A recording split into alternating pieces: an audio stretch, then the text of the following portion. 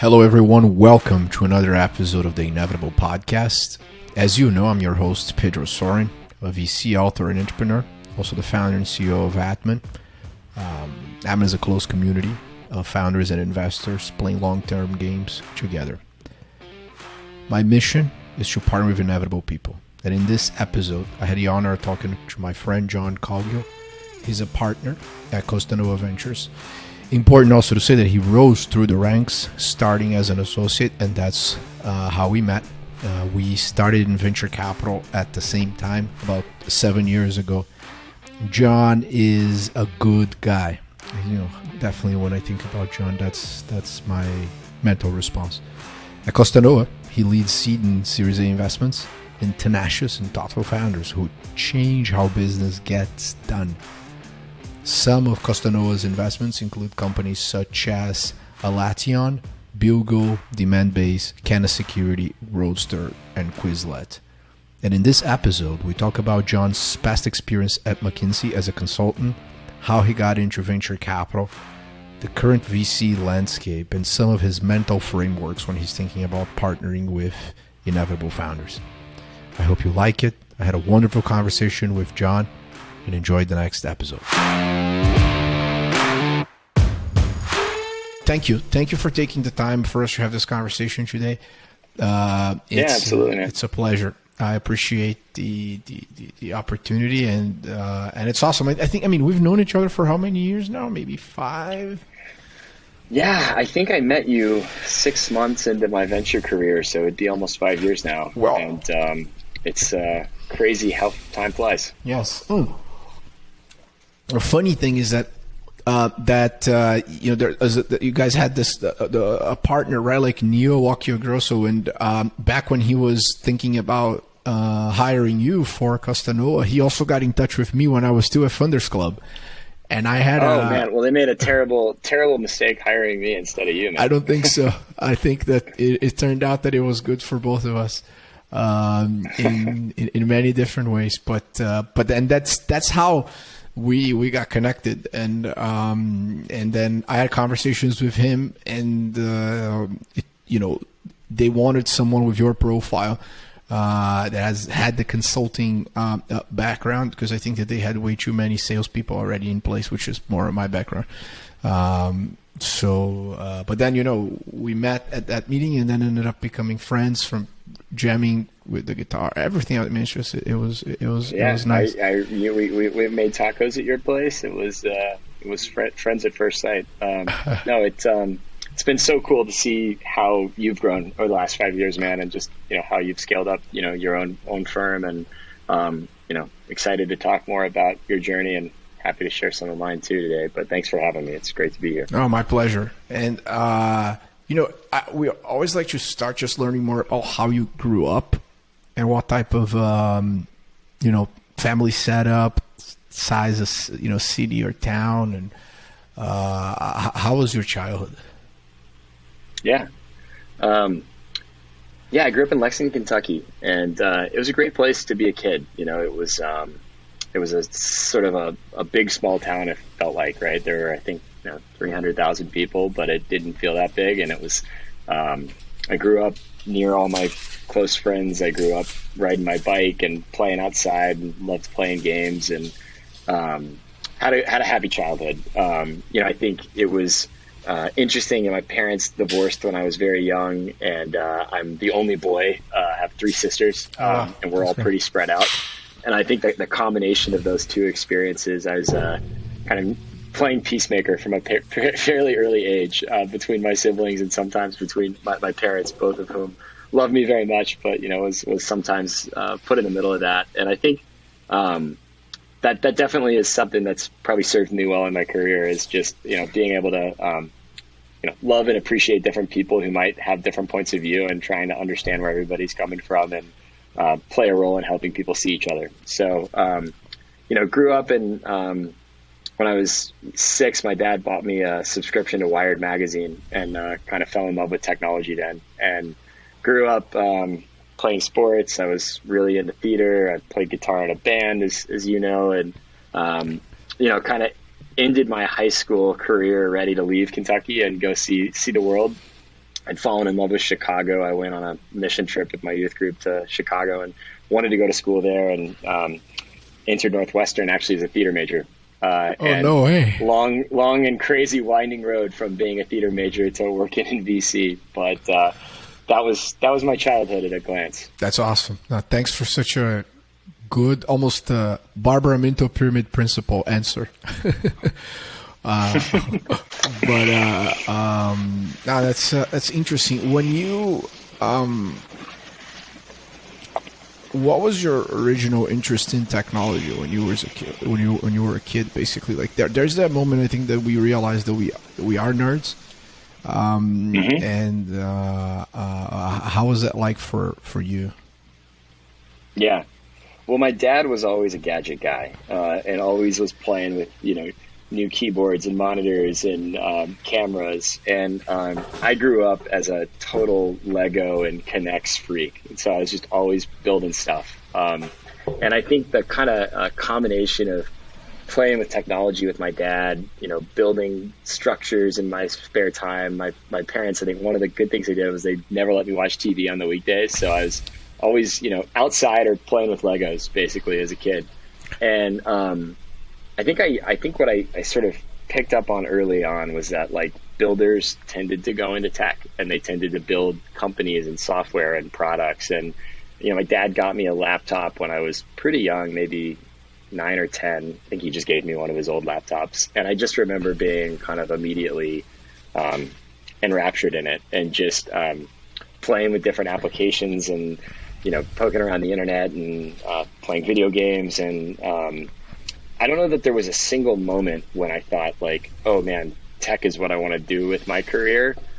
I think it took trying a couple of other things and kind of always feeling the siren song of tech. But I think it comes back to, it's not that you can't build in other industries, but I do think builders are most attracted to tech and startups. Yeah. And I think that was what appealed to me. I think that, one theory that I've grown to at least think there's some reality to it is that for all of us, basically, it's almost like a shortcut for you to be able to be yourself without having to put the effort on the social awkwardness part of it. Because I think all of us, right, today as investors, we communicate well, we cannot be shy, we're pretty extrovert, like that. These are important characteristics in venture, but we learned those, right? I don't think we grew up like that. So I think that the internet and just being in touch with tech at an early age gave this psychological shortcut for you to be able to be yourself without having to try it in the real world. And having been the last generation, and I don't think I'm going to sound very old, but we are the last generation that grew up without a smartphone, right? Yep. So we were forced to actually understand what it was like to grow up offline, and then understand the power of online and kind of live with this dichotomy, which is it doesn't exist today, right? Like I don't know what's going to happen when you're about to have kids. So it's like I think that's interesting, and you think about being a father and what's the role of technology 100%. will play in your kid's life. Because for me, if you look at how it can, you see sometimes these parents that are using tech to just quiet their babies, but they're not doing the work. So it's almost as if they're taking this childhood shortcut that we took in order to like accelerate or diminish our social awkwardness and become, legit humans. But then just being lazy parents, putting an iPad there and then leaving the kid, like, okay, you're going to stop crying. And I wonder what that will look like in a few years. But yeah. No, it's something my wife and I are already worrying about. And it's interesting because it does feel like a lot of the people I know who work in technology are maybe the most anxious about the impact technology can have on kids, and are maybe often the people that put the most guardrails around technology and kids. And obviously you see a lot of schools in San Francisco where there's like no computers, and it's kind of an interesting dichotomy that the people that are, building tech are often the ones that are most afraid of it. It's because we know it, right? We know like that reason. It's basically, it's like if you think about like even like apps like Robinhood, how are they designed? They're designed to give you precise dopamine hits and get you addicted to it. Right. I think, you have to use time limits on some social media. I think we've all been there. Like, you open up Instagram, everything is so nice and pretty and perfect, and suddenly 2 hours have gone by and you're scrolling your life away. And I mean, they have hundreds, we know this, they have hundreds of thousands of people just to make sure that is the case. I think I'd like to consider that, we are somewhat have our individual sovereignty and like a functioning brain, and we still get caught into that loop. So imagine a kid, right? So knowing that, for me, totally. I mean, there was even an article in the New York Times talking about how many of tech workers make actual nannies sign a contract that they're not going to be using their devices when they are with their kids and the parents are not there. Even Spiegel, right, which in my opinion is the most brilliant product genius of our generation, right? He invented all these features that everyone else copied and recreated social media multiple times. And he doesn't allow his kids to use any devices. Yeah. So, that tells you something, right? It does.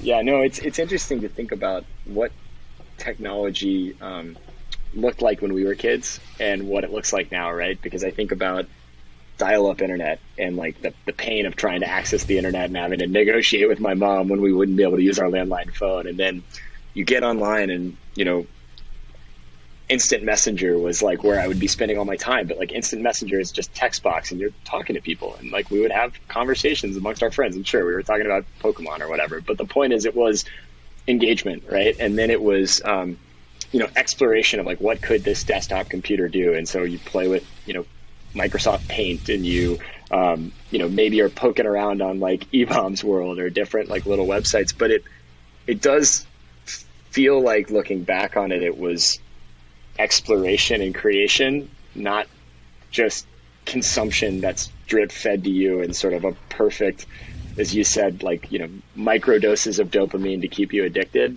Maybe I'm looking at it with rose tinted glasses, but I do look back at my the way I engaged with technology as a kid and felt like it was more positive than maybe what, the give the kid the iPad and get him to shut up experience looks like. That's today. right. I also think that we had the privilege of having, massive step functions of evolution across, the spectrum of stack, right? Like a technology. That includes the penetration of broadband, the fact that we started only, it was a desktop thing, so you were stuck with your Mac or your PC. They were all wired in. Then you have your first laptop, and that kind of feels magical. And you had, your dumb phone. Then you get a smartphone that isn't that great, a Palm Treo or a Nokia. And then the iPhone comes out, and then you have these, and then the App Store comes out. So I think we've observed all of that today. You were born, and I mean, the ecosystem is there at full pace, full speed. And how do you digest that? One of the themes that I would love to back is full stack, stalling parental control, basically. Because, in terms of a framework for life, I think Nassim Taleb summarizes in a really good way. In your family, you want to be a communist. With your friends, you want to be a socialist. At the municipal level, you want to be a Democrat. And then at the state level, Republican, federal, libertarian. That I think is a very good summarization of how you should live your life. And whenever I have kids, I want full control of the Wi-Fi, of the network, of everything that they're doing, their devices, just to at least provide them the opportunity to think for themselves, but understand what they're being programmed into, right? Because that's a danger. That is my biggest fear. Is that they start being, defending ideas that that I think are fundamentally wrong. Yeah, I think certainly when they're kids, right? Having a really clear understanding and control over what they're consuming is at least knowing. By the way, saying all this as someone who's still kid is on the way in 3 months. That feels like the right philosophy. One of the quotes that I am blanking. It's the founder of Red Sea Ventures, but I heard him on a podcast a ways back that I just thought was so great. Was tug of war raising kids is a game of tug of war that you'll ultimately have to lose. Yes, and it's a good one. As a infant and as a toddler and as a young child, definitely having a tight amount of control, and then, having mentors and friends who have kids who are teenagers. How much control can you really exert without stifling them? And it's so scary, right? Because especially as you get into teenage years, like bullying is something that cyberbullying is such a real thing, and a really scary one. And you want to protect them from that. And yet I also remember feeling, like my parents were too controlling at times when I was a teenager, and that I, needed to have more freedom. And it's, a ton of questions. The only thing I know about parenting is that there's so many things I don't know that I'm going to have to learn. So yes, it's funny. This isn't what I thought we'd be talking about, but I'm glad that we are. See, this podcast is different. It's long form. Yeah, we'll talk like plenty of venture. It's no problem, not a problem. But I'm not in a rush. That's the I don't know how I'm going to do that. I'm glad that you as a friend will have a kid in 3 months, and congratulations for that, by the way. Thank you. Then I can ask. But yeah, I would love, like, and all the startups in this space that I've seen, the issue though is that, like, it's really tough for you to have full stack control, because ultimately, you assume that your kid will be more tech savvy than you 100% by the time that you're like, I don't know, thinking that you know something because you have some sort of like a VPN, or you create a private mesh network for him. He'll be already streaming, I don't know, having his own Twitch channel, and he bought a phone already without your consent, and through, like, if he's a resourceful kid, they'll find a way. So ultimately, it's probably like, you want to be very, very good at, and a very present parent before puberty hits, and then when that hits, that's when you start losing the tug of war, maybe, and you hold and you let go of the rope when they're 18. Probably that's right. If I had to think about it, but all right. Well, since you've tweeted a lot about Miami, we've had these conversations. I just arrived in Miami, as you can see. Still need to, like, hang my frames back there, and. You also you had a pit bull at a conference that you helped organize in Miami, right? A long time ago. So yes. Mr. 305. So 2013. why don't we talk about? Yeah, let's talk about that. We were ahead of the curve. Yeah. No, it's funny. My one of my first work experiences out of college was working for a startup called Tech Week, and we put on tech conferences all around the U.S. and kind of focusing on emerging innovation ecosystems. So the company was founded in Chicago, and at the time, and still, great emerging innovation ecosystem in Chicago, and went from Chicago to Detroit to LA to New York to kind of everywhere that wasn't San Francisco. And I think it was the 8th conference we had. We did Tech Week Miami, and this was 2013, and it was such an incredible experience. I was, 21 at the time, and I lived in Miami for 3 months and helped organize this tech conference. And, it was funny at the time, the mayor of Miami at the time actually came out and said, like, it's silly that there's a Tech Week Miami. Like, Miami is a tourism city. It's not a tech city. Like, who are these people hosting this Tech Week? Like, this is ridiculous. Suarez is smiling right now. I want to find this article, because I distinctly remember an article where he was quoted, like, why is there a Miami Tech Week? Yeah. And it was called Miami Tech Week. And of course we had a big Miami Tech Week last week. And it was hosted with this other group, Emerge Americas. So anyway, I was dropped into Miami, and I was working with a bunch of people who were, older and more experienced event organizers than myself. But even then, what was so cool was, it really was capturing Latin American entrepreneurship. And so we had entrepreneurs coming in from, across Latin America and Southern America to this conference. And it was really clear that there was just such a strong entrepreneurial spirit down there. And it actually, I think, was of, these first 8 conferences we had, probably the one where I felt the energy the most. Oh yeah. And so you mentioned we had, I can't claim credit for this. There were, people that had relationships and pulled strings, but we got Pitbull to come and talk. And, we had eight events, or I think by the time I'd left, we'd done 10 events.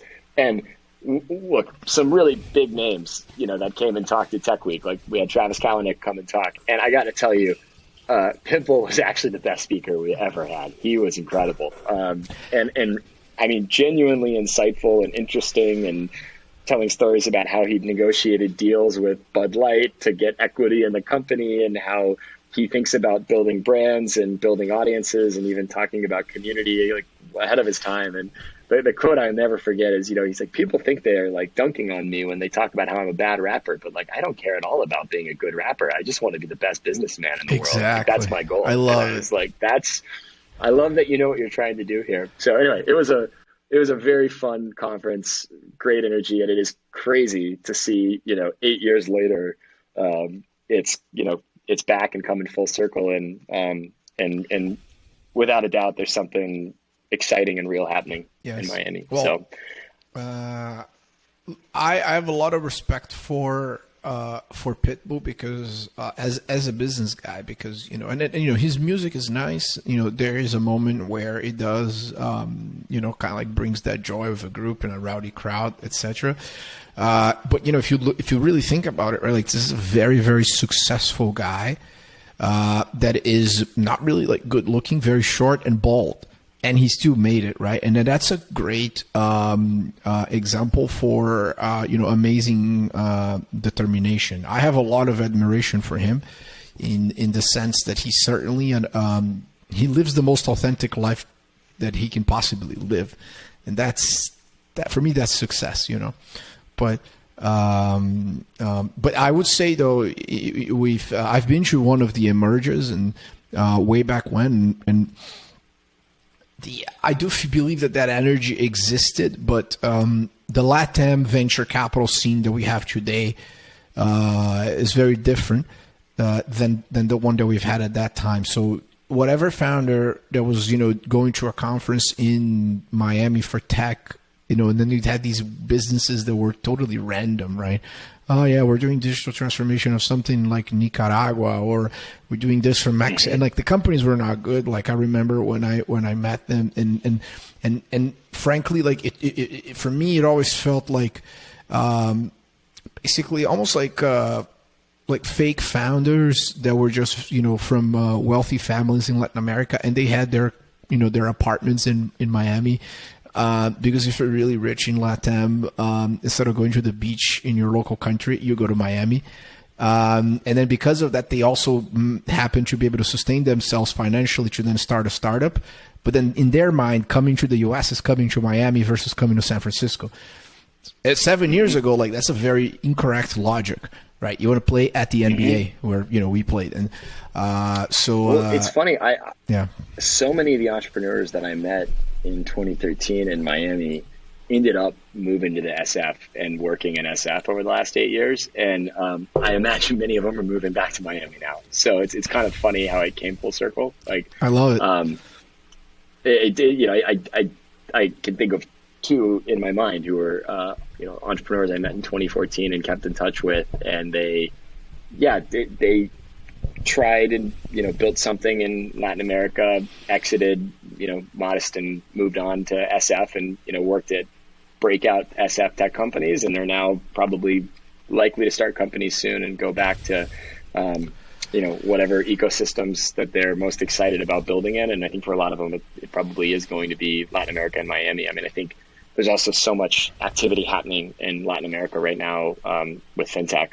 You just see, economies being rebuilt as mobile-first economies, and leapfrog opportunities to build financial products and financial services that are, I think, going to be incredibly powerful, disruptive forces for good in Latin America. Perfect. Yes. But you also, though,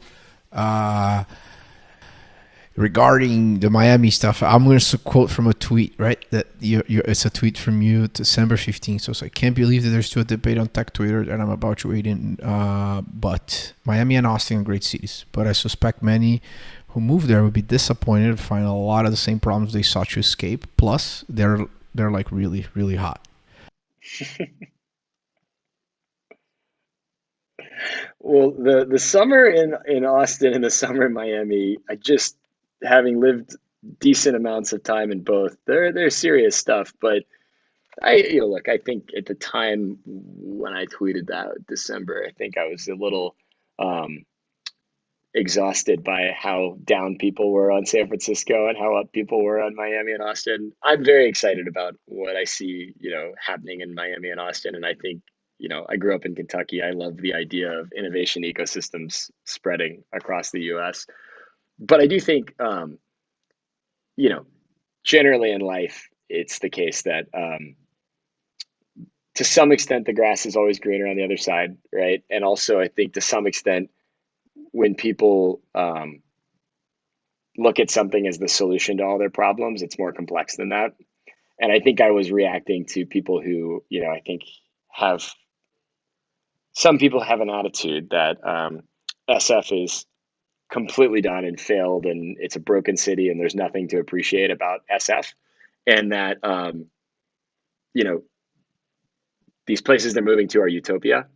And there's definitely life is gray, right? It's not black and white. There's still a lot of beautiful things about the Bay Area and things I appreciate, certainly problems as well.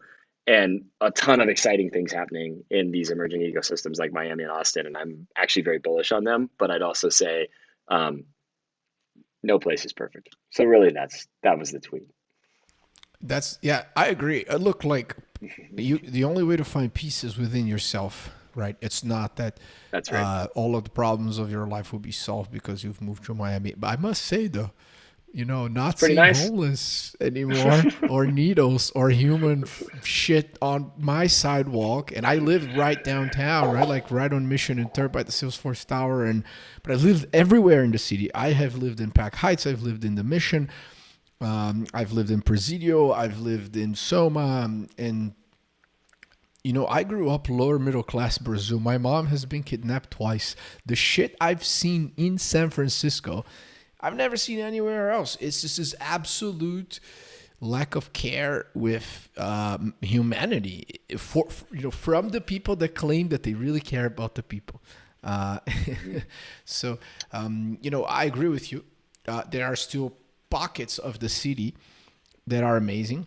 Including where you live and other aspects. It's like they're nice, they're safe, they're good, but it's just not it's not everywhere. And for the cost of living, for me at least, like I couldn't just see the return over equity was just going down, and frankly, like Austin for me was not a choice because of the fact that I invest in the U.S. and LATAM. And Mm-hmm. I was just very tired of being so far away from the rest of the world, right? Working on Pacific time, San Francisco is very far from everywhere else. If you're doing global business versus Miami, you're a direct flight to almost everywhere in the world. It's kind of cool in that sense. Mm-hmm. But 2 years ago, and we don't make this about Miami, but 2 years ago, I was in a previous relationship, and I spent like a week and a half to 2 weeks in Miami exploring houses with an ex girlfriend, and I left this place feeling like, oh, if I move here, I gotta pack like a Glock or like a Colt 45 so I can shoot myself the minute I land, because it was just the level of like superficiality and that whole orange Lamborghini, Chanel bag, plastic surgery vibe. I was like, how I mean, like we love to work, right? Like as investors and founders, we're addicted to the game. At least I am, and so I think the pandemic is what really made Miami a viable option to actually build Mm-hmm. something Yeah. interesting, because you will never, it would be very difficult to compare Miami University or FIU with Berkeley or Stanford. Like, let's just be honest. And then they're great universities, don't get me wrong, but they're at a different level in terms of their track record, in terms of building businesses, right? So, but with the fact that you can have hybrid teams or remote teams right now, a lot of different places are viable options. Basically, I think that's very, very important. This is not about Oh, taxes, right? it's totally, That's totally. I think the dispersion of talent, the rise of remote and distributed teams, the openness of different cities across the U.S. to trying to attract talent and reward talent and create opportunities. Like all of those are incredibly positive things, without a doubt. It's going to be fascinating to see how it plays out over the next 2 to 4 years. I think what's interesting is, in the Bay Area, we're now at a really low case count, and most people are somewhere between fully vaccinated or like line of sight to fully vaccinated. And, um, I've started to do some meetings in person again, but it's definitely not what I think it would have been if we had gotten to this stage in some alternative universe 8 months ago. I think we would have been rushing back to the way things were. And I don't really see that happening here. It's interesting. My friends in New York, it feels like things are returning to It's kind of gonna a be the pre-pandemic summer world of a little bit. love in New York. Yeah, like everybody in New York's getting together, right? And having meetings in person, and they're back in the office. And I haven't really seen it happening like that in the Bay Area. And of course, yeah, Miami, it feels like it's you know um, happening more than ever, at least in our bubble. So it's Oh, going to be very interesting to it's see how it amazing. develops. Yeah, I mean here I walk around. I'm living in Brickell, and then you walk around the neighborhood in the morning where everyone is doing their runs and walks, and you start bumping into other people, and you Yeah. just it's awesome. Like it's exactly how it used to be in SF, but in a different way because the sun is out, the weather is nicer, people are pretty, and you don't have just tech, right? You have a diverse group of people, and you can have a difference of opinion, and then there isn't a woke police that will try to like censor you. Like you can be, we can be sharing a meal and have a disagreement, and you know what? We're mature, civilized adults, and we'll continue to be friends, although we have differences of opinions in certain topics. And this is what was always brought me and attracted me to America, which was a place where I move in here with no money, no connections, and as long as you work hard and pay your taxes, you can do well for yourself. So um, I agree with you. Observing it should be interesting. All my SF friends that I've been talking to, they feel like, hey, there's still some sort of like I don't think depression is the right word, but it's more kind of like the return is very slow. And I don't know if it's because people are just so busy with Zoom, or if there's still quite a lot of fear instilled in their minds, and they're in this like toxic like media. I don't know. I honestly, but I still have a place in Palo Alto.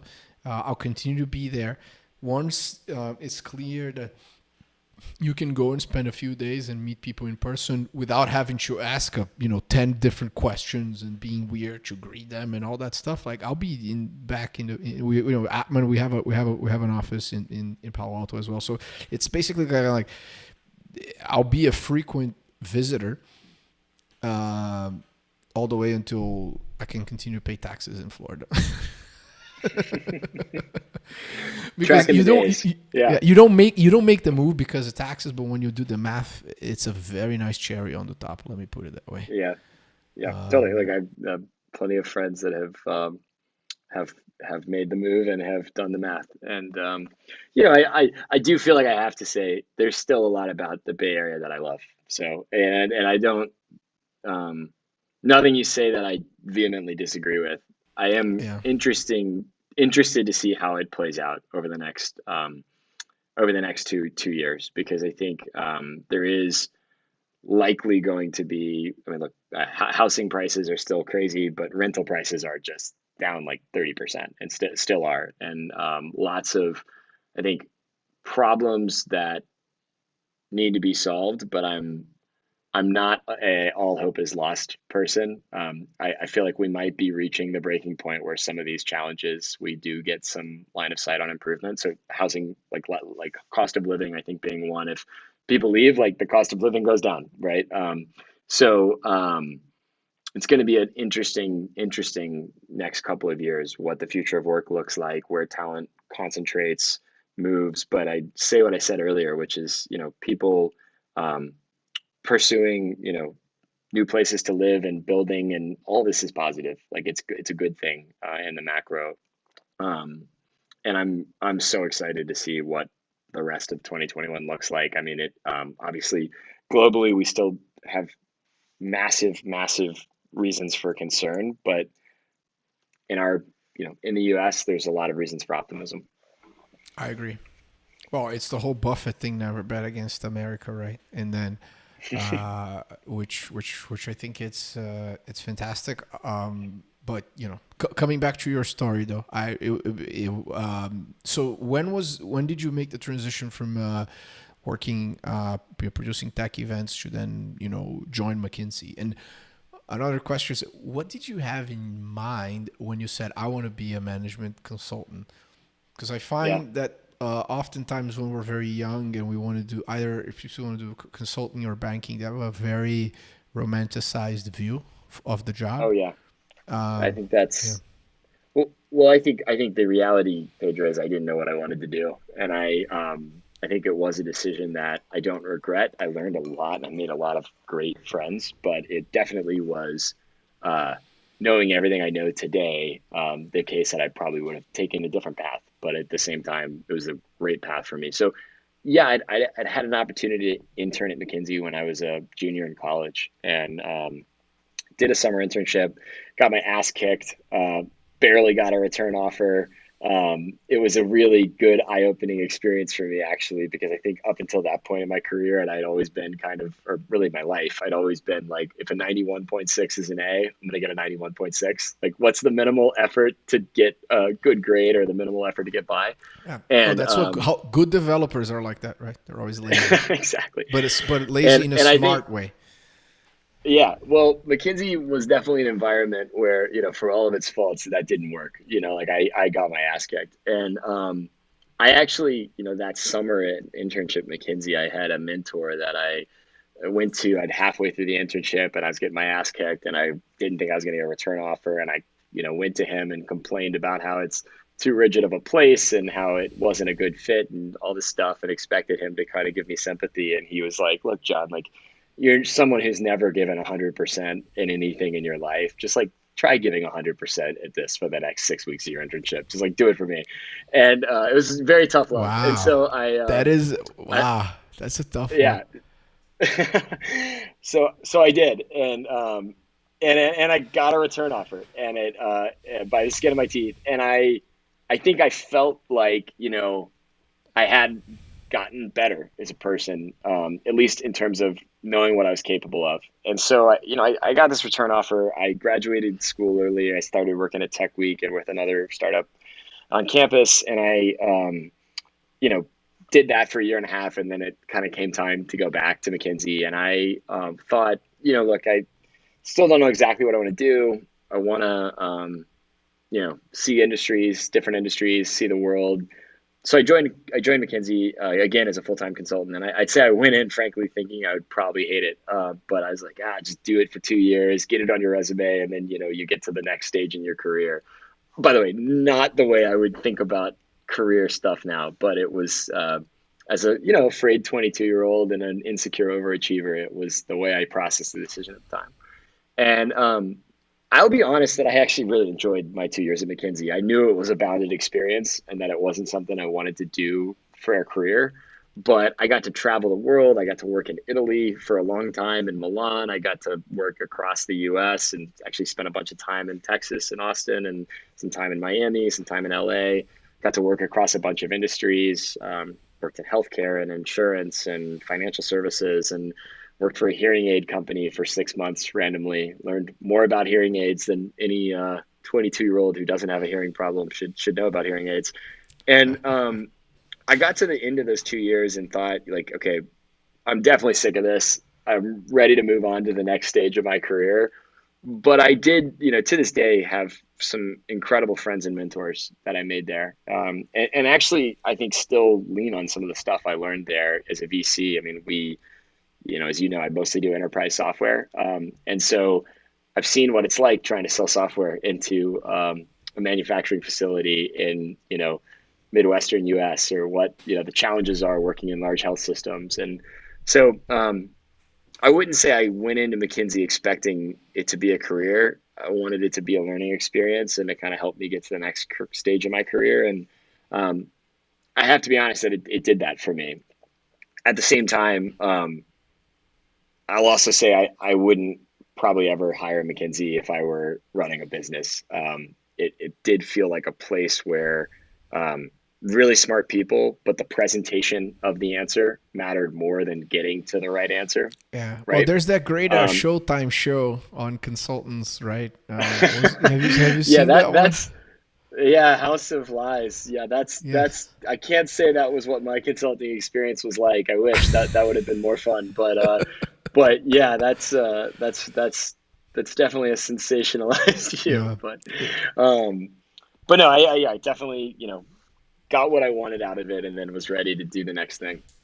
Look, like I have never worked, of course, as a consultant, but I learned so much with all the materials that come out from McKinsey, Bain, BCG, and I've hired, people that have been a part of these organizations, and I think it's almost kind of like some of the things that you learn there should be applied in high school, or even college. Like that's where every human, in my opinion, should learn some of those things. It's just not the end all be all path for life, in my opinion.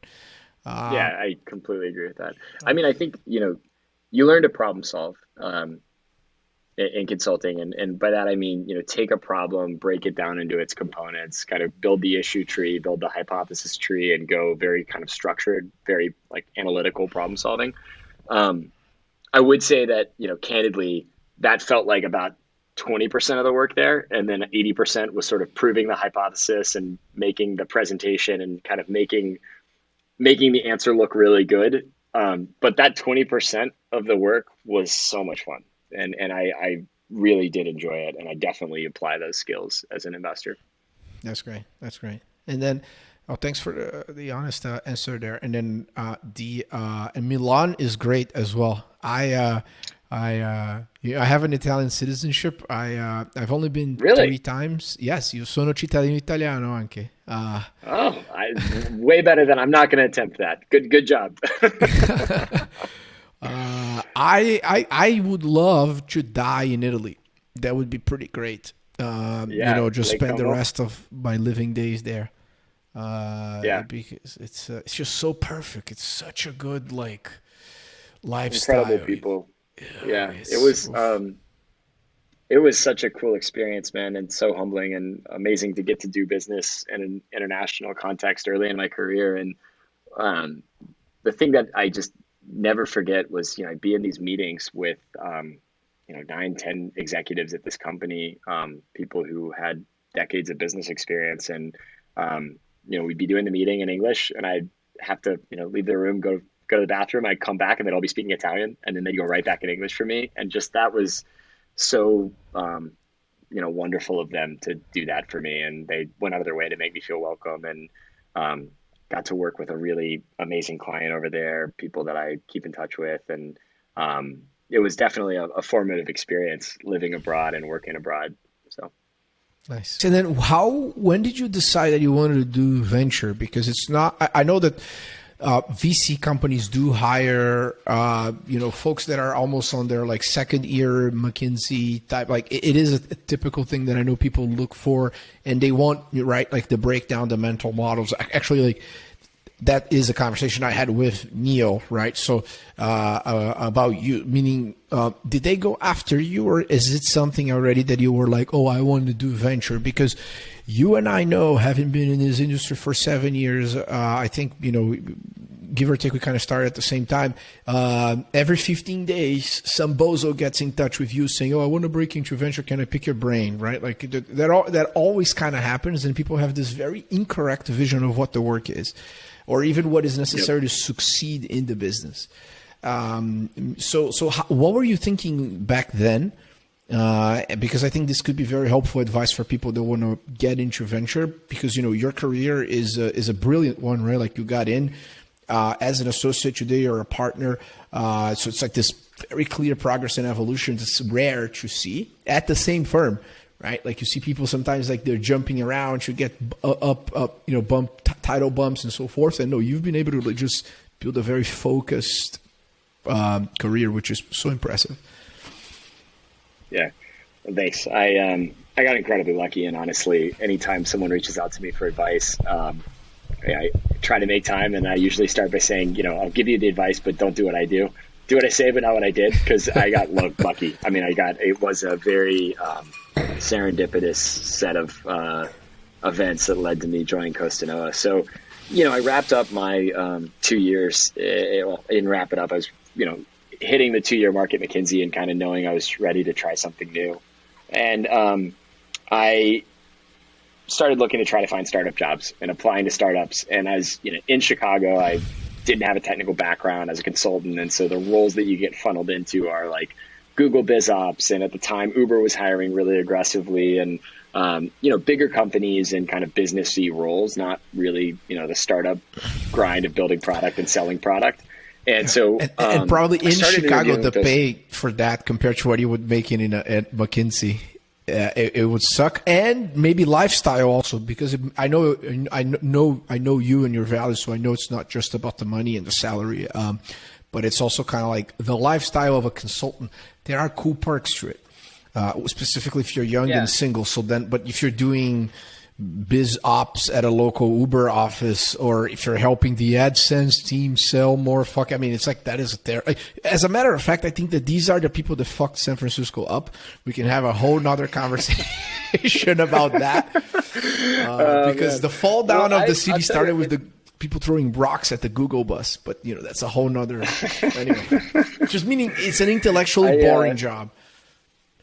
Yeah, I think the later stage stuff. I mean, the honest answer, Pedro, is if I'd found something earlier stage, I would have done it. I just didn't even really know what to look for and how to find it. I tried, and I got, into some processes with some early stage companies, but I was, I was just like, there's so much I didn't know, and I didn't want to go work at Google or at Uber. And so around this time, I'm struggling to find a startup gig, or at least knowing what to look for. And a lot of my friends were recruiting for private equity. And this is where, I did something this is where I got just stupid lucky. I ended up talking to this headhunter who was doing private equity recruiting. And I just thought, okay, maybe I just understand what this is about. And, insecure overachiever in me, like a lot of people, leave McKinsey and go do private equity, and maybe I can do tech private equity. And so I got into a process with, like the big tech PE players. So like, Silver Lake and Vector, and got, all the way to the end of the process with them. And then I just had the moment of like, what am I doing? I don't actually want to do this at all. And I went back to the headhunter I was working with and said, hey, I'm sorry, you're going to kill me, but like my heart isn't in this, and I really don't want to do this. But if you've got any like startups you're recruiting for, I'd love to do startups. And she was surprisingly very cool about it and said, look, I don't recruit for startups, but there's this venture capital firm that's starting up called Costanoa. And if you're interested in startups and, you did well in your private equity interviews, so I'm guessing you'll do well in these, like, do you want to talk to Costanoa?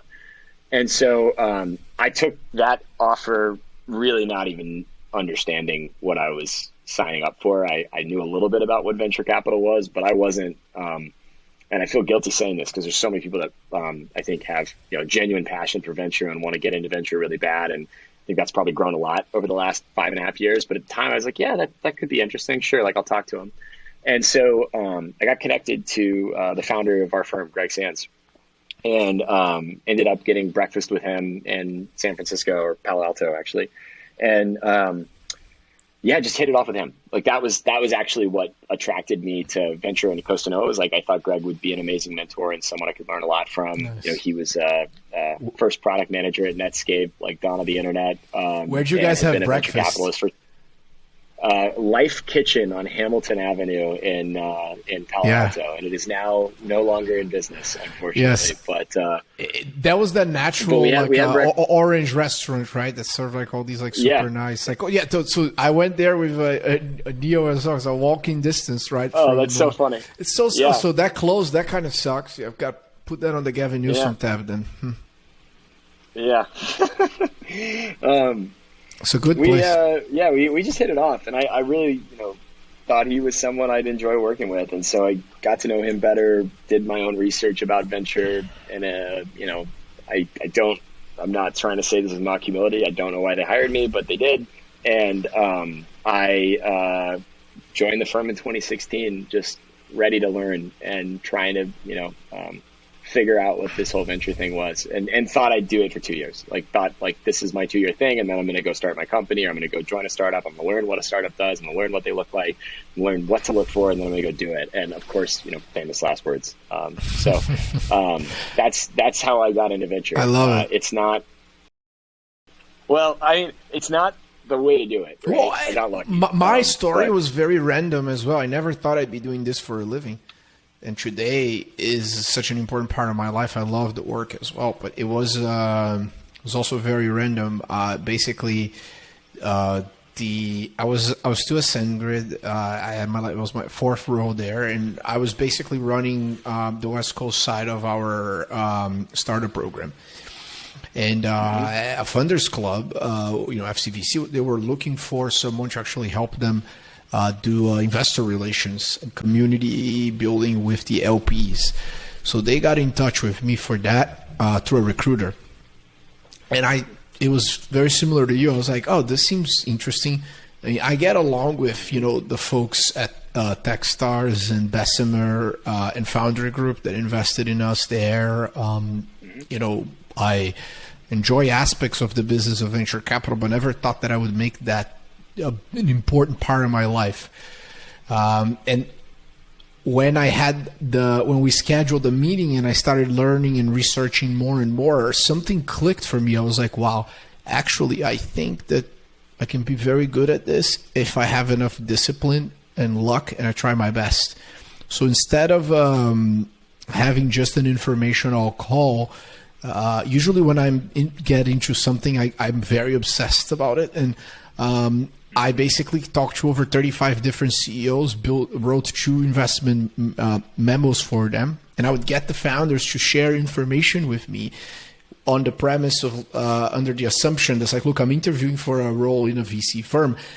Share this info with me under the base of trust, and if that goes well, it'll be in front of these investors. They're great. They seeded these nice companies such as Coinbase and Instacart. Maybe they could also seed you. And I was having all these calls. I wrote them. They were blown away. They were like, who is this maniac that, basically just wrote these memos, found these things. And they created the role for me. They weren't hiring for an associate. So I'm very grateful for Boris and Alex at that time and Jared, for putting it all together and trusting me. And then I want to ask you this question as well. For me, there's also a moment where you're starting in venture capital and you have all sorts of insecurities, right? Oh my God, how can I win? What am I going to do? It seems so competitive. It's all impossible, right? Like Sequoia. To this day. Exactly. Yes. Yeah. You wake up every day, you're at war, first with yourself and then with the rest of the world. And then you got to find peace during the day. So, but basically I was like, all right, how am I even going to succeed? And I remember, they said, look, like you have 3 months to source a deal, otherwise you're fired. Wow. Fortunately, I did Pipefy as the first investment, and then Rappi as the second one, both at the seed level. So you want to get lucky, right? And you want to get lucky early. Yeah. But the minute that it clicked for me, John, was when I started interacting with all these people that I thought were fucking great. All these amazing firms and these folks that present so well, and I just realized that there's such a significant amount of the industry that is based upon lies and entitlement, and they just don't do the basics of like following on their word and promises and just showing up on time. The ones that are at the top, I couldn't agree more with that. Like the ones that are at the top, they are maniacs at that. They get back to you. They're always on it. Like they're just so professional. So it's like, oh, there's an opportunity. And then when I saw that I could, if I really applied myself, I could, hopefully one day, make the Hall of Fame. I was like, all right, I'm going to do this for like in a pretty serious way. How was it for you? The moment that you've like, instead of, hey, just a 2-year thing, I actually like, hey, I want to do this for life. Yeah, well, I'll answer your question, but I just first circle back because I'm sure a lot of people listening to this podcast are maybe interested in venture, and the way you did it is exactly the right way to do it, which is you just start doing the job. Just start meeting entrepreneurs and start finding opportunities and start blogging and writing about what's interesting to you. Writing about companies that you think are exciting, and that is the right way to do it. And like I said, I got very lucky where someone gave me an opportunity through a more traditional interview process, but that's the right way to do it. So recommend that to anybody trying to break into venture. That's always the advice I give. Um, but no, I think what you said, I completely agree with, which is, the reality is the bar um, to be a empathetic VC, to be someone who actually cares, and to be someone who actually works and tries to create value for companies is just incredibly low, and that's a shame and like a unfortunate reflection on the industry, but it is low, and I think it's like any other industry, but I think more than people realize. Um, you got to be someone who can do the work and understand and make good decisions, but so much of it's just work, just hustle, right? And just putting in the effort. And I think I had a very similar experience to you when I came into Costanoa. I was the only associate, and everybody around me was experienced and knew what they were doing and were seeing deals and had a perspective. And I was trying to figure out what SAS stood for.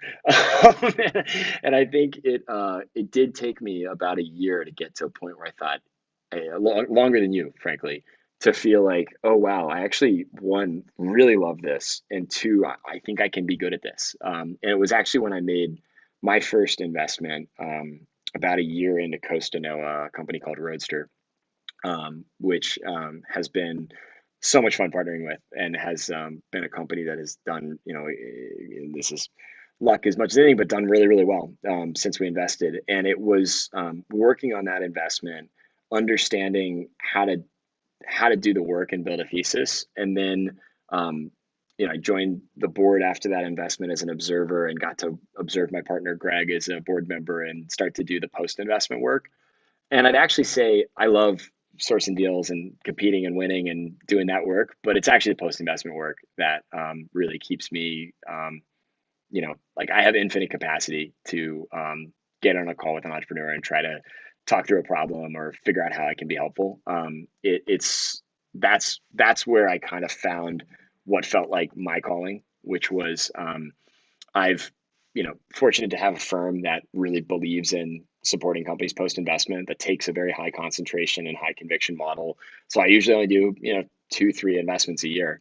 Over 5 years, that means I'm now working on 9 companies. And, those 9 companies, I take it really seriously, helping them succeed, helping them raise capital, helping them recruit and win great talent, helping them find customers. And that's the stuff that, when I realized I got to do that in this job, and that if you did it right, you actually were special, because most people don't really lean into doing that work. That was when the light bulb clicked, like, oh, actually, this is what I want to do with my career. Nice. Yeah, well, we are incredibly lucky. It's insane because we get paid to have an opinion. If we're right, uh, we can make quite a lot of money. But ultimately, like, the job here should just be a good person and helpful. And then that's the intrinsic motivation, even to, and this is all the work of Matt, our amazing producer. But, there's a tweet also from you on March 30th. So it's like very recent tweet said, producing returns for LPs is a VC's job, right? And we treat it seriously. But LPs are shareholders while founders are customers. And I found that the best VCs are more motivated by finding and helping great founders and letting returns flow from that than being motivated primarily by money. And I mean, that is spot on. Which in the end, I think is just, that's why all of us do so much sales, because business is personal, and whoever says that it's not is typically probably fucking you. And then and I think in our world, because we invest so early in the lives these organizations, it's even more true. Yeah, no, that's right. I mean, the thing to I think is a lot of VCs, I think, and I do think you have to be deliberate about reminding yourself of it, but you're not the man in the arena, or the woman in the arena. You are a supporter of that person, and you gotta always remember that when you're talking to an entrepreneur, you are talking to someone who's put it all on the line and is pursuing their dream. This is like every entrepreneur you talk to, this is their dream. And that, if you forget that, I think you very quickly lose credibility as a venture capitalist because you're this isn't private equity. It isn't a hedge fund. It is a people business, and you got to remember that the people you're dealing with are putting it all on the line to pursue their dream. And doesn't mean you can't tell them, hey, you got to step it up, or hey, you're not working. This isn't working the way it should, and you need to change course. In fact, it increases the stakes and makes it more important to find the way to say that to them. But you got to acknowledge the risks they're taking, and that being a founder of a company is an incredibly lonely and difficult job. And it's just, again, it's an unfortunate reality that I just think a lot of VCs lose sight of that because they're in a position where they get to sit on a big hill and sand hill and basically say like nope, nope, nope, nope, yes, nope, nope, right? And that it's easy to fall into a trap of thinking that you're the person that matters because you're the one who gets to say yes, no. But that's just capital allocation. That's not actually the value creation of building the company, and that's the entrepreneur. So. I love it. Well, I agree 110%, and that's why also the name of the show and the whole ethos is about like, partnering with inevitable people. Because right, like I would like to believe that I have the humility of understanding that everyone that I partner with, that we partner with, like if they take or don't take my money, they'll get there because they are inevitable. But by virtue of actually making a decision of taking our capital, they just get there faster. That's so ultimately we're just like an acceleration of success. That's all we are. But because I think that all the very good ones, they just have this unshakable belief that they will win, irrespective of anything, and then but over time also they adapt, right? That's right. So what do you think have been some of your biggest regrets as an investor in terms of like decisions that do you have already an anti-portfolio that you can talk about? Oh yeah, definitely. I was actually looking at it this morning. Oh. And there's a bunch. I mean, I think I'd say there's sort of two classes of regrets. One class is when I knew the person was someone really special that was going to figure it out, but I also knew there were challenges in front of them that they needed to figure out. And I didn't invest because I saw clearly the challenges and I wasn't willing to make the high conviction bet on the person.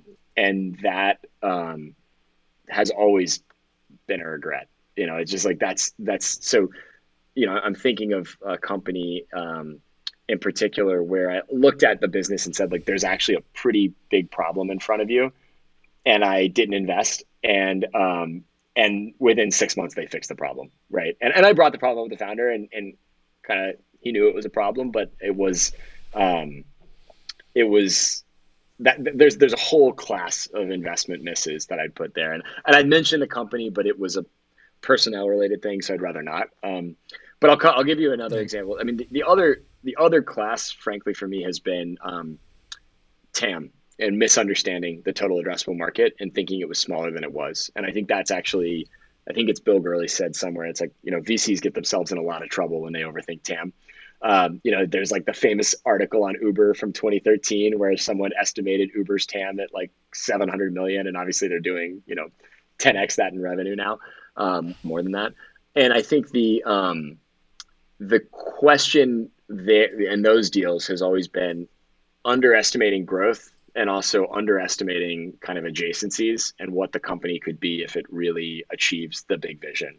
And so, one of the companies that I, was looking at this morning and just kicking myself for the fifth or sixth time is a company called Clearbank, now called Clear.co.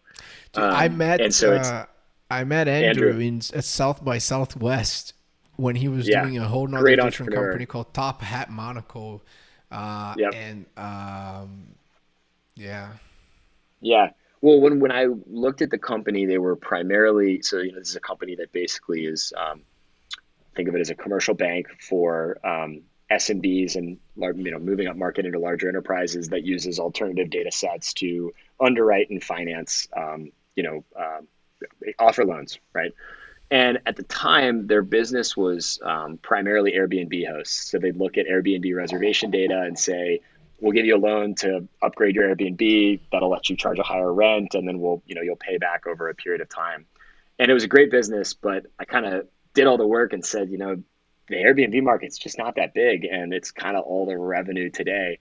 And they had a vision of what comes after Airbnb and what the next verticals would be, but they were pretty early. And I think I got too hung up on the TAM of what phase one was. And now I think Airbnb is probably, I don't know the numbers, small percent of their revenue. They've expanded into e-commerce and a bunch of other verticals. And there's a bunch of investments I'd put in that category of underestimating TAM because I didn't think about all the places it could apply. Yeah. Another one would actually be an investment you did at Funders Club, Sendbird, where their early customers were all, gaming customers doing multiplayer chat, like massive scale multiplayer chat. Numbers were great. John, the entrepreneur there, is extraordinary. And I just thought, man, how many people are going to need like multiplayer, massively scalable chat? And I did a whole like bottom up analysis. And what I missed there was just, chat is going to be a part of every application, and applications are going to grow, and you're going to want scalability because all of these different segments they can attack are growing. And that was another miss for sure. Yeah.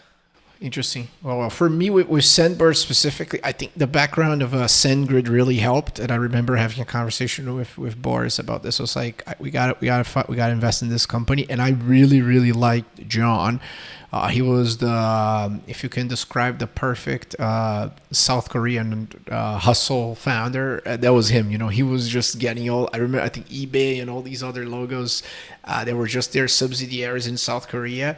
And through that expanding to global contracts, and it was heavily focused on gaming, but I don't know, I was such an email nerd that I was like, everyone is going to need chat at some point. So and I sent the API to a few of the laziest developers I know, and then they all loved it.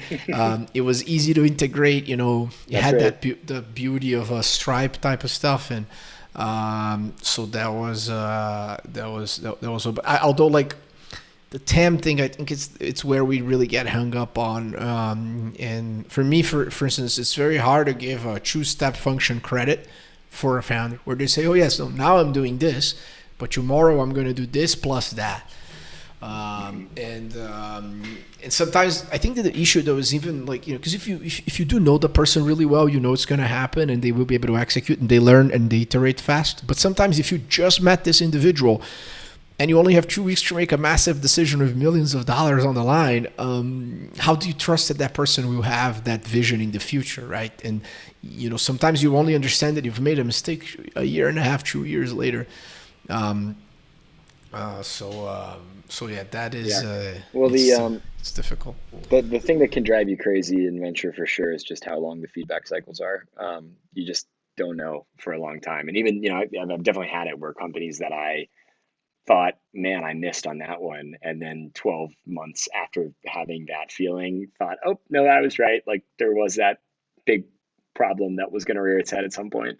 And not that I take any.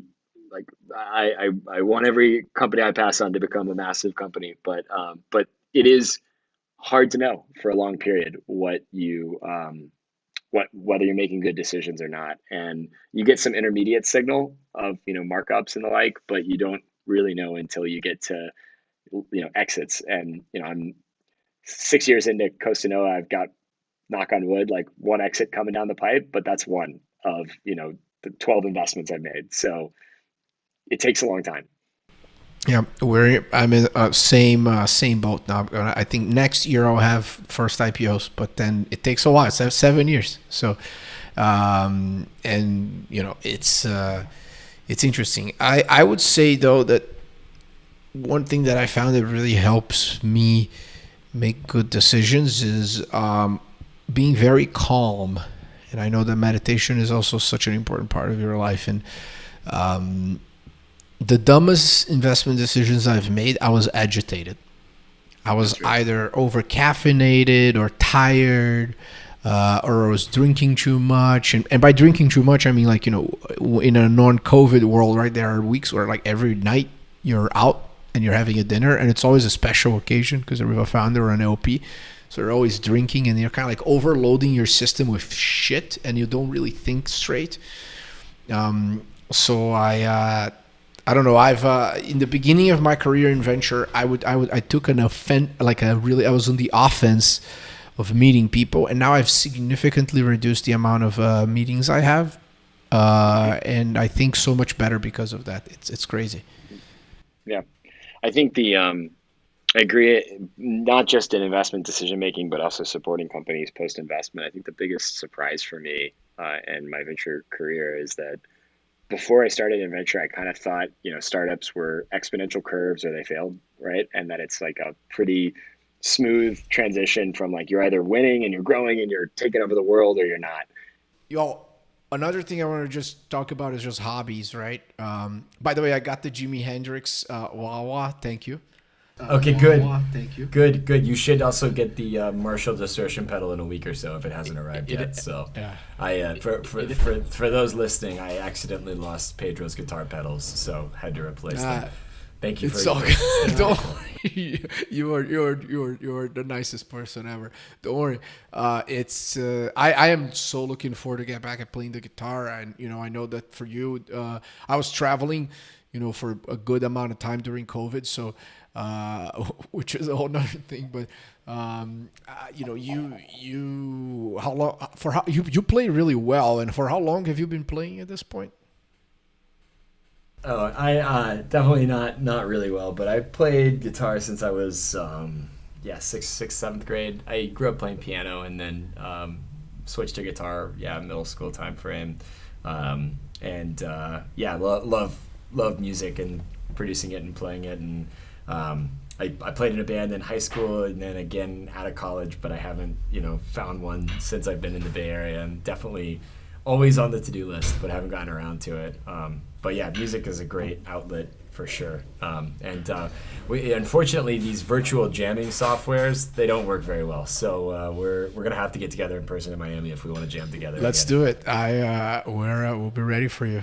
And then all right. So what's next in terms of your when you think about where you want to be a decade from now? I'd say that everyone that has been in our shoes and being in venture for the 6, 7, 8 years that we've been in this role today, I'm far less anxious. I'm just so calm, and I always think about the decisions for a decade plus.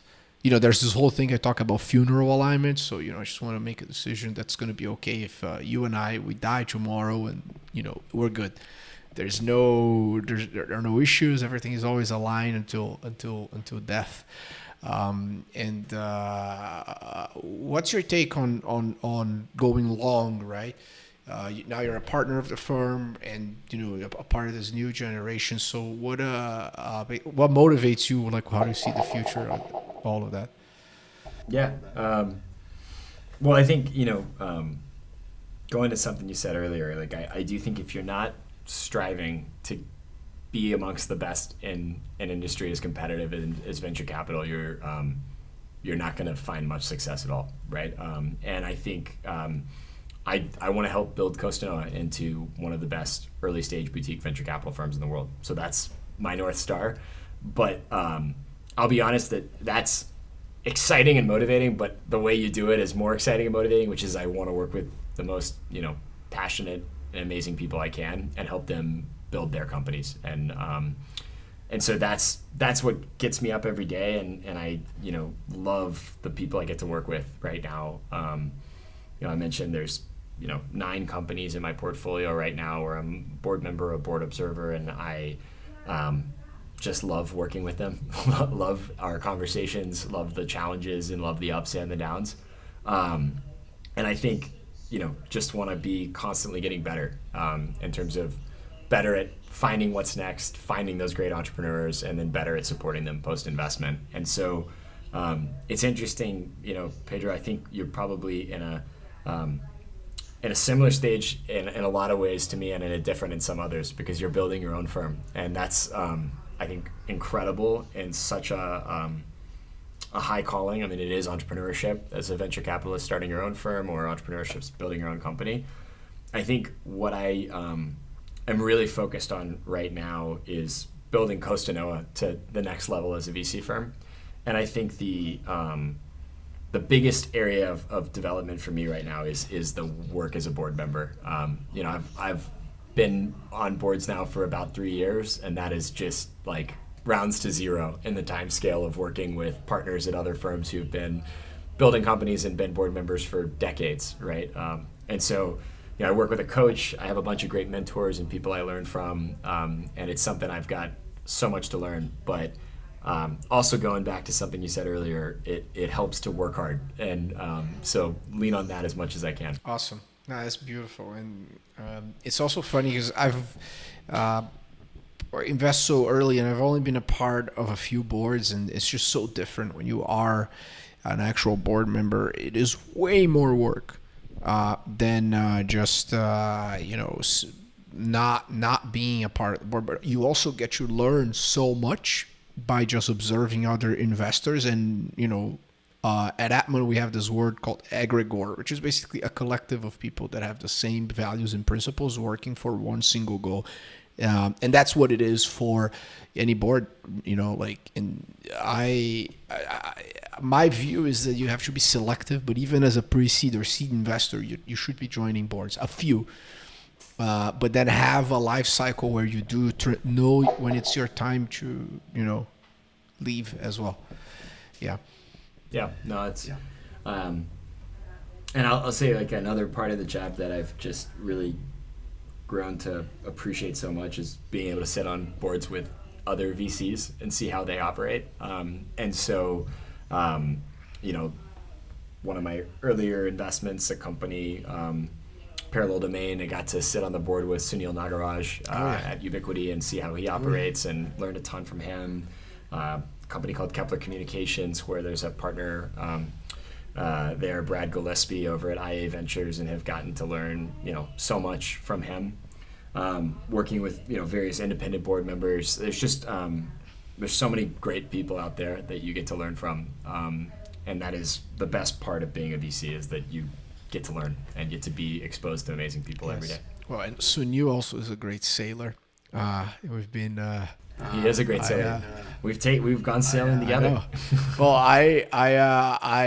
it's funny. The first time he invited me to go sailing with him, I think it was very, like you invite everyone, and it was very California. So I showed up with a cooler, speakers, a bunch of booze, and it was making caipirinhas for everyone and overfeeding, and then, and then after that, I think he was like, oh, I kind of should always invite Pedro, because he makes, he makes our beautiful Marin County sailing boat becomes, I'll give a Miami party boat. I'll tell you, man, I love Sunil and love you, and have enjoyed. I've gone sailing with Sunil 2 or 3 times. I love Sunil so much that I go sailing with him, because I actually hate sailing. That's my secret. I get bad seasickness. I get kind of claustrophobic on the boat. I want to move around more, but I like the company that Sunil puts together enough that I tolerate it and go sailing with him. He's awesome. What a smart guy like Sunil is a brilliant person. Anyway, so to wrap it up, I always like to ask these questions, and it's so fascinating to see what people say. But if you could have the perfect morning routine, how does that look like, and why? Definitely. I like to get up early. I usually get up around 6. Maybe that's not early for some of your audience, but it feels like a good time to get up for me. Definitely, get a morning workout in. Just such a great way to start the day and clear the mind. So for me, it'd probably be getting on my bike and getting up to the top of Hawk Hill and seeing sunrise. I try to do that at least once a week. Come back, make a breakfast, have breakfast with my wife. Maybe if I have time, incorporate some morning meditation, and then get to work. I mean, I usually am on calls by 8 a.m. and I I do love the work. So, I've seen some people who have these like crazy 4-hour morning routines and they don't start until 10 a.m. Like if I'm not on a call or doing some work by 8:30, I'm anxious. I'm like, got to get going on the day. So that's probably my perfect morning.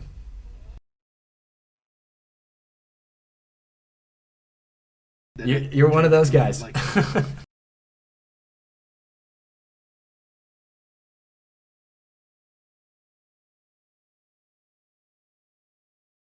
Yeah, like I knew as soon as I said I get up at 6, I was thinking he's thinking I'm a slacker.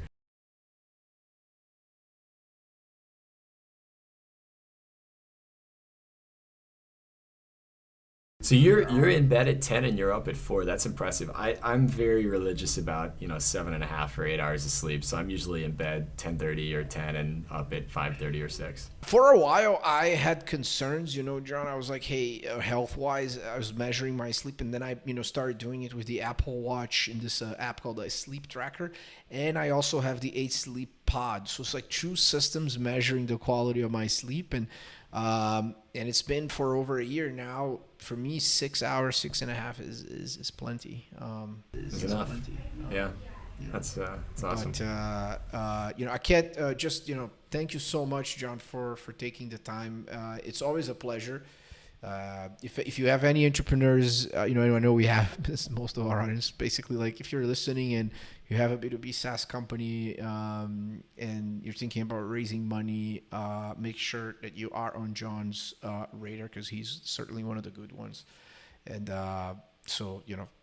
thank you so much, John. It's a pleasure. Appreciate that, Pedro. No, thank you. It's such a pleasure. Always fun to talk to you, man. Thanks for inviting me on the show, and appreciate it. Best of luck to all those out there building companies. Awesome. All right. Thanks, man. All right. Chat soon, man. Okay, bye-bye. Bye. My dear friends, there we go. We got another episode of the Inevitable Podcast out. Really hope you liked it. For those that are watching here, on YouTube, we're also available on every other platform. Your typical Apple Podcasts, Spotify, and I think 9 other platforms that you can find on our website. It's pretty impressive the amount of places you can post a podcast these days. Make sure to subscribe to us. Give us a review, a like, a thumbs up. That all helps train the algorithms to continue to serve you better. If you want to stay in touch, it's pretty easy to find me. Just Google my name and, you will be probably like 2 to 3 clicks away to just finding a way to get in touch. Anyway, thank you so much. You can always subscribe to my newsletter on pedrosorin.com. That's a place where I post a few things that are not available everywhere else. And I hope to see you next week. Thanks for tuning in.